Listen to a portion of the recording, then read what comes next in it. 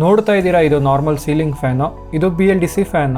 ಇವತ್ತಿನ ವಿಡಿಯೋದಲ್ಲಿ BLDC fan ಮತ್ತು ನಾರ್ಮಲ್ ಸೀಲಿಂಗ್ ಫ್ಯಾನ್ನ ಕಂಪೇರ್ ಮಾಡಿ ಇದು ಯಾವ ರೀತಿ ವರ್ಕ್ ಆಗುತ್ತೆ, BLDC ಫ್ಯಾನ್ನ ಯೂಸ್ ಮಾಡೋದ್ರಿಂದ ಏನೇನೆಲ್ಲ ಅಡ್ವಾಂಟೇಜಸ್ ಇದೆ ಆ್ಯಂಡ್ BLDC ಫ್ಯಾನ್ನ ಯಾವ ರೀತಿ ಕರೆಕ್ಟಾಗಿ ಇನ್ಸ್ಟಾಲ್ ಮಾಡೋದಂತ ವಿಡಿಯೋದಲ್ಲಿ ತಿಳಿಸ್ಕೊಡ್ತಾ ಇದ್ದೀನಿ. ನಾನು ನಾರ್ಮಲ್ ಫ್ಯಾನು BLDC ಫ್ಯಾನಿಂದು ಕಂಪ್ಯಾರಿಸನ್ ಮಾಡೋಕ್ಕೆ ನಾರ್ಮಲ್ ಫ್ಯಾನ್ನ ತೊಗೊಂಡು ಫುಲ್ ಡಿಸೆಂಬಲ್ ಮಾಡಿದ್ದೀನಿ, ಫುಲ್ ಓಪನ್ ಮಾಡಿದ್ದೀನಿ. ಆ್ಯಂಡ್ ಹೊಸ BLDC ಫ್ಯಾನ್ನ ತೊಗೊಂಡಿದ್ದೀನಿ, ಇದನ್ನು ಬಾಕ್ಸ್ನೂ ಓಪನ್ ಮಾಡಿಲ್ಲ. ಈಗ ಈ ಫ್ಯಾನ್ನ ಅನ್ಬಾಕ್ಸ್ ಮಾಡಿ ಫುಲ್ಲು ಡಿಸೆಂಬಲ್ ಮಾಡಿ ಫುಲ್ ಓಪನ್ ಮಾಡಿ ಯಾವ ರೀತಿ ವರ್ಕ್ ಆಗುತ್ತೆ ಅಂತ ನೋಡೋಣ. ಈ BLDC ಫ್ಯಾನ್ಗೂ ಮಿನಿಮಮ್ 2 ಇಯರ್ಸ್ವರೆಗೂ ವಾರಂಟಿ ಸಿಗುತ್ತೆ.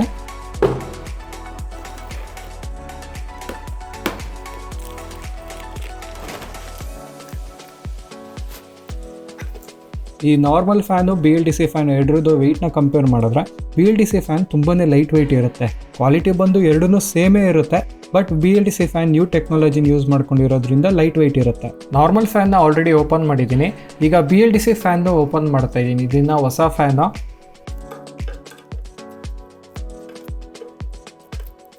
ಸೊ ಈ ಫ್ಯಾನೆಲ್ಲ ಈಸಿಯಾಗಿ ಓಪನ್ ಮಾಡ್ಬೋದು.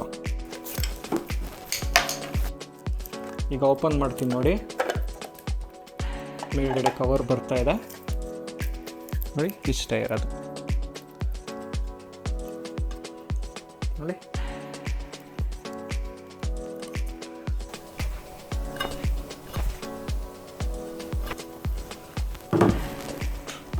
ನಾರ್ಮಲ್ ಫ್ಯಾನು ಮತ್ತು BLDC ಫ್ಯಾನ್ನ ಓಪನ್ ಮಾಡಿದ್ರೆ ಈಗ ಮೊದಲನೇದಾಗಿ ಫ್ಯಾನ್ ಯಾವ ರೀತಿ ವರ್ಕ್ ಆಗುತ್ತೆ ಅಂದರೆ, ಇಲ್ಲಿ ನೀವು ನೋಡ್ತಾ ಇದ್ದೀರಲ್ಲ ಕಾಪರ್ ಕಾಯಿಲು, ಎರಡೂ ಫ್ಯಾನಲ್ಲಿ ಕಾಪರ್ ಕಾಯಿಲ್ ಇದೆ.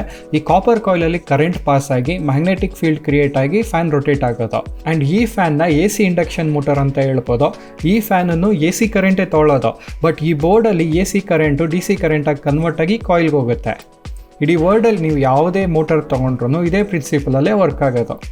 ಆ್ಯಂಡ್ AC ಇಂಡಕ್ಷನ್ ಮೋಟರ್ ಯಾವ ರೀತಿ ವರ್ಕ್ ಆಗುತ್ತೆ, ಈ ಫ್ಯಾನ್ ಯಾವ ರೀತಿ ವರ್ಕ್ ಆಗುತ್ತೆ ಅಂದರೆ ನೋಡಿ, ಇಲ್ಲಿ 2 ಕಾಯಿಲ್ ಇದೆ, ಒಂದು ಕಾಯಿಲು 2 ಕಾಯಿಲ್ ಇದೆ. ಇದನ್ನು ಸ್ಟಾರ್ಟಿಂಗ್ ಕಾಯಿಲ್, ಇದು ರೊಟೇಟಿಂಗ್ ಕಾಯಿಲ್ ಅಂತ ಹೇಳ್ಬೋದು.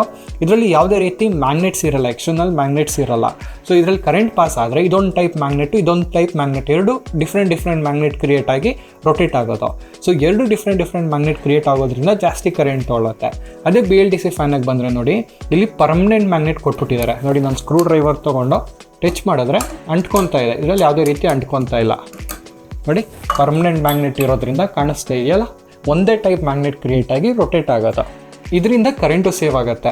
ನಾರ್ಮಲ್ ಫ್ಯಾನು 70 ರಿಂದ 80 ವ್ಯಾಟಷ್ಟು ಕರೆಂಟ್ನ ತೊಗೊಳುತ್ತೆ ಅಂದರೆ BLDC ಫ್ಯಾನು 20 ರಿಂದ 30 ವ್ಯಾಟಷ್ಟು ಕರೆಂಟ್ನ ತೊಗೊಳುತ್ತೆ. ಈಗ ಎರಡರದ್ದು ಲೈಫಿಗೆ ಬಂದರೆ ನಾರ್ಮಲ್ ಫ್ಯಾನಲ್ಲಿ 2 ಕಾಯಿಲ್ ಇರೋದ್ರಿಂದ ಸ್ವಲ್ಪ ಹೀಟ್ ಜಾಸ್ತಿ ಆಗಿ, ಆ್ಯಂಡ್ BLDC ಫ್ಯಾನಲ್ಲಿ ಸ್ವಲ್ಪ ಹೀಟ್ ಕಡಿಮೆ ಕ್ರಿಯೇಟ್ ಆಗೋದ್ರಿಂದ BLDC ಫ್ಯಾನಿಂದು ಲೈಫ್ ಜಾಸ್ತಿ ಬರುತ್ತೆ. ಈಗ BLDC ಫ್ಯಾನ್ನ ಅಸೆಂಬಲ್ ಮಾಡಿ ಇನ್ಸ್ಟಾಲ್ ಮಾಡ್ತಾ ಇದ್ದೀನಿ.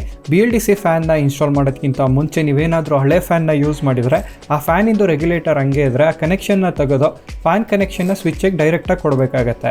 ಯಾಕಂದರೆ ಈ ಥರ ರೆಗ್ಯುಲೇಟರ್ ಬಂದು ವೋಲ್ಟೇಜ್ನ ರಿಡ್ಯೂಸ್ ಮಾಡಿ ಅವ್ರ ಫ್ರೀಕ್ವೆನ್ಸಿನ ಚೇಂಜ್ ಮಾಡಿ ಫ್ಯಾನ್ ಸ್ಪೀಡ್ನ ಕಂಟ್ರೋಲ್ ಮಾಡ್ತಾ ಇರುತ್ತೆ. ಸೊ BLDC ಫ್ಯಾನಲ್ಲಿ ಇನ್ಬಿಲ್ಟೆ ರೆಗ್ಯುಲೇಟರ್ ಮತ್ತು ರಿಮೋಟ್ ಬಂದಿರೋದ್ರಿಂದ ಈ ಥರ ರೆಗ್ಯುಲೇಟರ್ ಬೇಕಾಗಲ್ಲ. ಈ ಥರ ರೆಗ್ಯುಲೇಟರ್ನ ರಿಮೂವ್ ಮಾಡಿಲ್ಲ ಅಂದರೆ ವೋಲ್ಟೇಜಲ್ಲಿ ವೇರಿ ಆಗಿ BLDC ಫ್ಯಾನೇ ಹಾಳಾಗೋ ಚಾನ್ಸಸ್ ಇರುತ್ತೆ. ಅದಕ್ಕೆ BLDC ಫ್ಯಾನ್ ಕನೆಕ್ಷನ್ನ ಡೈರೆಕ್ಟ್ ಸ್ವಿಚ್ಗೆ ಕೊಟ್ಟಿದ್ದೀನಿ, ರೆಗ್ಯುಲೇಟರ್ ಕನೆಕ್ಷನ್ನ ರಿಮೂವ್ ಮಾಡಿದ್ದೀನಿ. ಆ್ಯಂಡ್ BLDC ಫ್ಯಾನ್ ಇನ್ಸ್ಟಾಲೇಷನ್ನು ನಾರ್ಮಲ್ ಫ್ಯಾನ್ ಇನ್ಸ್ಟಾಲೇಷನ್ ಎರಡು ಸೇಮ್, ಏನು ಡಿಫ್ರೆನ್ಸ್ ಇಲ್ಲ. ಈಗ ಇನ್ಸ್ಟಾಲ್ ಮಾಡಾದ್ಮೇಲೆ ನೋಡಿ, ಫ್ಯಾನ್ ಸ್ಪೀಡ್ ಬಂದು ರಿಮೋಟಲ್ಲೇ ವರ್ಕ್ ಆಗ್ತಾ ಇದೆ. ಫ್ಯಾನ್ ಸ್ಪೀಡ್ನ ರಿಮೋಟಲ್ಲೇ ಕಂಟ್ರೋಲ್ ಮಾಡ್ಬೋದು. And normal fan BLDC fan compare ಮಾಡಿದ್ರೆ BLDC ಫ್ಯಾನಿಂದು ಸೌಂಡು ಕಡಿಮೆ ಬರುತ್ತೆ. ನೋಡಿದ್ರಲ್ಲ, ಈ ವಿಡಿಯೋ ನಿಮಗೆ ಇನ್ಫಾರ್ಮೇಟಿವ್ ಆಗಿರುತ್ತೆ ಅನ್ಕೊತೀನಿ. ಇದೇ ಥರ ಕನ್ನಡದಲ್ಲಿ ಟೆಕ್ ವಿಡಿಯೋಸ್ಗಾಗಿ ಟೆಕ್ಕಿಗನ್ನ ಸಬ್ಸ್ಕ್ರೈಬ್ ಆಗಿ. Thanks for watching.